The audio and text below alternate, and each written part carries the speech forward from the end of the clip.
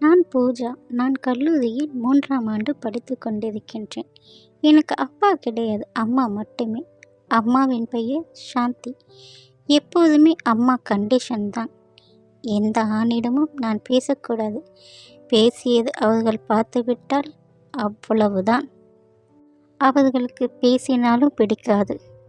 அப்படி நான் பேசினால் அவர்கள் சண்டை போடுவார்கள். அதனால் காலேஜில் என்னிடம் யாருமே பேச மாட்டார்கள். அப்படி ஆண்மகன் ஏதாவது பேசினால் அவனிடம் கோபப்படுவார்கள். அவனை அசிங்கப்படுத்தி விடுவார்கள். இதுதான் அம்மா எப்போதுமே செய்வது. எப்போதுமே அம்மா கோபமான முகத்துடன் தான் காணப்படுவார்கள். அம்மா ஒரு தனியார் கம்பெனியில் வேலை பார்க்கின்றார்கள். அப்பா இறந்ததுக்கு பின் தனிமையில் இருப்பதனால் தான் இப்படி இருக்கின்றார்கள் என்று நானும் பல நாள் நினைத்ததுண்டு. படிக்கும்போதே எனக்கும் ஒரு காதல் ஏற்பட்டது. அவன் பெயர் கவின். நல்ல அழகு, நல்ல உயரம், அன்பான குணம். அனைத்து ஆண்களும் என்னிடம் பேச பயப்படும்போது கவின் தான் என்னிடம் தைரியமாக பேசினான். எங்கள் அம்மாவிற்கு பயம் இல்லாமல் ஒரு ஆண்மகன் கிடைத்து விட்டான் என்று நான் நினைத்து கொண்டேன். ஏனென்றால் எங்கள் வீட்டில் எங்கள் அம்மா அந்த அளவிற்கு கொடுமை செய்வார்கள். மாலையின் நேரத்துடன் வீட்டுக்கு வர வேண்டும். தோழிகளுடன் பேசக்கூடாது. தோழிகள் வீட்டுக்கும் செல்லக்கூடாது. அவர்களுக்கு பிடித்த உடைகளை மட்டுமே நான் போட வேண்டும். இப்படி பல கண்டிஷன்கள் போடுவார்கள். அனைத்துமே நான் சகித்து கொண்டே வாழ்கின்றேன்.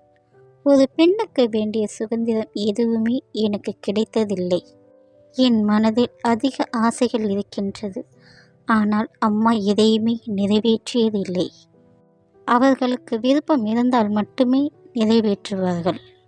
இப்படிதான் என் வாழ்க்கை சென்று கொண்டிருக்கின்றது. கவினுடன் பேசும்போது என் மனதில் நிம்மதியும் சந்தோஷமும் எனக்கு அதிகமாகவே கிடைக்கும். நான் கவினை திருமணம் செய்து கொள்ள முடிவெடுத்தேன். அதை பற்றி நானும் கவினுடன் சொன்னேன். அவனும் சரி என்று சம்மதம் சொன்னான். கவின் பெரிய வீட்டு பிள்ளை, நல்ல வசதி. அது மட்டும்தான் எனக்கு தெரியும். மற்ற அனைத்துமே எனக்கு அவனை பற்றி தெரியாது. கவின் நான் காதலிக்கின்றேன், அது ஒன்றுமே போதும் என்று நான் நினைத்து விட்டேன். இதை பற்றி பயத்தோடு நான் அம்மாவிடம் சொன்னேன். சற்று நேரம் கோவப்பட்டார்கள்.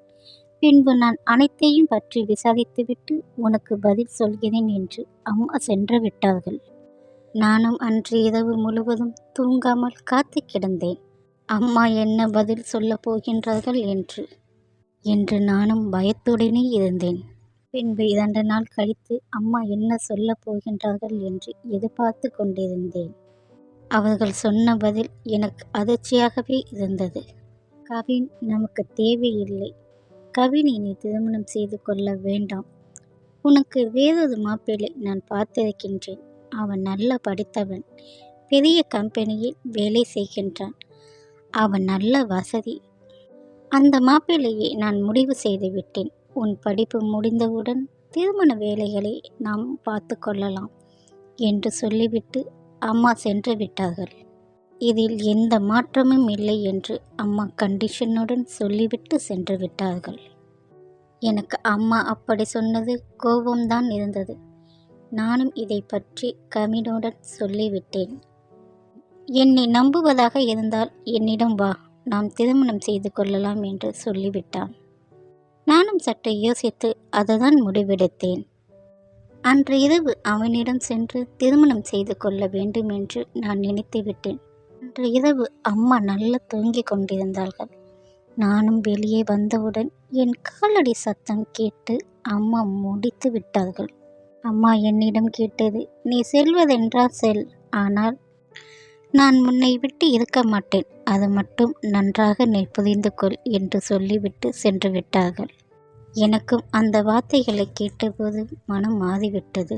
நானும் சென்று போய் படுத்து கொண்டேன்.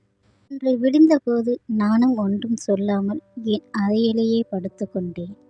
அம்மா கோயிலுக்கு கிளம்பினார்கள். அம்மா எங்குமே செல்ல மாட்டார்கள். ஆனால் மாதத்தில் ஒரு முறை மட்டும் கோயிலுக்கு செல்வார்கள். என்னையும் அழைத்து கொண்டும் செல்ல மாட்டார்கள்.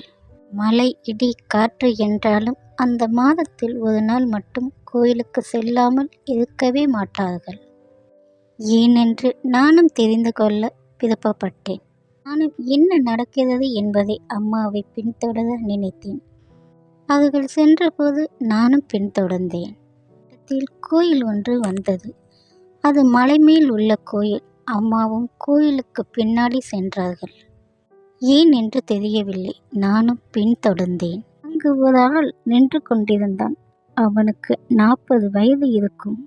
அம்மா பேசிக் கொண்டிருந்தார்கள். அம்மா சிரித்து பார்த்தது அன்றுதான் நான் பார்த்தது. மனதை விட்டு சந்தோஷமாக அம்மா பேசிக் கொண்டிருந்தார்கள். நான் இப்படி அம்மாவை நான் பார்த்ததே இல்லை. அன்றுதான் நான் முதலில் பார்த்தேன். எனக்கும் சற்று அதிர்ச்சியாக தான் இருந்தது. யார் அந்த ஆள்? ஏன் அம்மா இப்படி பேசுகின்றார்கள் என்று நினைத்தேன். என்னை எந்த ஆணிடமும் பேச சொல்ல மாட்டார்கள். இவர்களும் எந்த ஆணிடமும் பேசி நான் பார்த்ததில்லை. நானும் சற்று யோசித்தேன். நானும் அம்மாவிற்கு தெரியாமல் முன்பே வீட்டுக்கு வந்து விட்டேன். மிக நேரம் கழித்துதான் அம்மா வீட்டுக்கு வந்தார்கள். நானும் அம்மா வந்தவுடன் கோபத்துடனே அம்மாவிடம் பேசினேன். நீங்கள் கோயிலுக்கு சென்றபோது நானும் உங்களை பார்த்து விட்டேன். என்ன நடக்கின்றது என்று நானும் பார்த்து விட்டேன். யார் அந்த ஆள்? ஏன் அவனிடம் அவ்வளவு நேரம் பேசிக்கொண்டிருந்தீர்கள்? உங்களுக்கு என்ன நடக்கின்றது? எதை பற்றியும் ஏன் என்னிடம் நீங்கள் சொல்வதில்லை?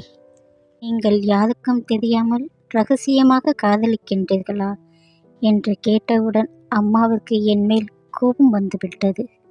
நான் சொல்வதில் முதலில் கேள். நான் உங்கள் அம்மா இல்லை. உனக்கு நான் அத்தை. நீ என் அண்ணன் மகள். நீ 6 மாத கைக்குழந்தையாக இருக்கும்போது எங்கள் அண்ணனும் அண்ணியும் ஒரு விபத்தில் இறந்து விட்டார்கள். கோயிலில் நீ பார்த்த ஆள் ராஜேஷ். நான் காதலித்தேன். எங்கள் அண்ணனுக்கும் தெரியும். அந்த காதலுக்கு சந்தோஷமாக சொல்லிவிட்டார்கள்.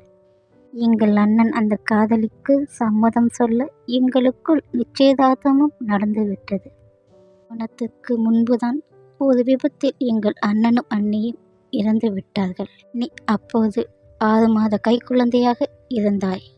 உனக்கென்று யாருமே கிடையாது. ராஜேஷின் அப்பா உன்னை அனாதை விடுதியில் சேர்த்து விட்டார். அவர்கள் மகனுக்கு என்னை திருமணம் செய்து வைப்பதாக சொன்னார்கள். இதுதான் அதில் விருப்பமில்லை. நான் திருமணம் செய்து கொள்ளாமல் என் அண்ணன் மகளுக்கு நான் தாயாக இருந்து வாழ்கின்றேன் என்று சொல்லிவிட்டு வந்துவிட்டேன். எனக்கு ஒரு பெரிய கம்பெனியில் வேலை கிடைத்தது. உன்னை கஷ்டப்பட்டு நான் வளர்த்தேன். ஆனால் ஏனோ தெரியவில்லை, ராஜேஷ் பல வருடங்களாக திருமணம் செய்து கொள்ளாமலே இருந்தார்கள். என்னையும் தேடிக்கொண்டு வந்து விட்டார்கள். பின்பு நானும் திருமணம் செய்து கொள்ள விருப்பமில்லை என்று சொல்லிவிட்டேன். அண்ணன் மகளோடு நான் வாழ நினைக்கிறேன். என்னை தொந்தரவு செய்ய வேண்டாம் என்று அவர்களிடம் சொல்லிவிட்டேன். நான் மறக்க முடியவில்லை. என்னை திருமணம் செய்து கொள்ளவில்லாவிட்டாலும் பரவாயில்லை. ஆனால் எனக்கு ஒரு நல்ல தோழியாக இரு, அது போதும் என்று ராஜேஷ் சொன்னார். ராணியிடம் பழகினார். பார்ப்பவர் கண்ணுக்கு தவறாக தெரியும். அதை உன் வாழ்க்கையும் பாதிக்கும் என்று நான் நினைத்து விட்டேன். அதனால் ராஜேஷை மாதத்தில் ஒரு நாள் நான் கோயிலில் சந்திப்பேன். அந்த மாதம் முழுவதும் என்ன நடந்தது என்று சொல்லி மனம் விட்டு பேசிக்கொண்டிருப்போம். எனக்கும் சற்று ஆறுதலாக இருக்கும். நீ திருமணம் செய்து கொள்வதாக ராஜேஷுடன் சொன்னேன். ராஜேஷையும் நான் விசாரிக்க சொன்னேன். அவர்கள் அவ்வளவு நல்ல குடும்பம் இல்லை. அவர்கள் பல தொழில்கள் செய்கின்றார்கள். அதில் வந்த வசதிதான் கவினுக்கு. அவன் வாழ்வது அந்த வாழ்க்கையில்தான். வாழ்க்கை நான் வீணாகிவிடும் என்றுதான் நான் வேண்டாம் என்று சொன்னேன். இன்று வரை திருமணம் செய்து கொள்ளாமல் உனக்காகவே வாழ்கின்றேன். அப்படி இருக்கும்போது உன் வாழ்க்கையை நானே வீணாக நினைப்பேனா? சொல்லிவிட்டு அம்மா கண்கலங்கி நின்றார்கள். நான் அம்மா கண்கலங்கி பார்த்ததே இல்லை. அன்றுதான் நான் முதலில் அவர்கள் கண்கலங்கியதை பார்த்தேன். நானும் அம்மாவிடம் மன்னிப்பு கேட்டேன். தியாகத்தை நினைத்து நானும் மனதால் அம்மாவிடம் மன்னிப்பு கேட்டேன். அம்மா என்னை மன்னித்து விட்டார்கள். அம்மா பார்த்து வைத்த பையனையே நான் திருமணம் செய்து கொண்டேன். எனக்கு 2 குழந்தைகள். சந்தோஷமாக நான் வாழ்கின்றேன். அத்தையின் தியாகம் இன்று வரை என் வாழ்க்கை சந்தோஷமாகவே இருக்கின்றது.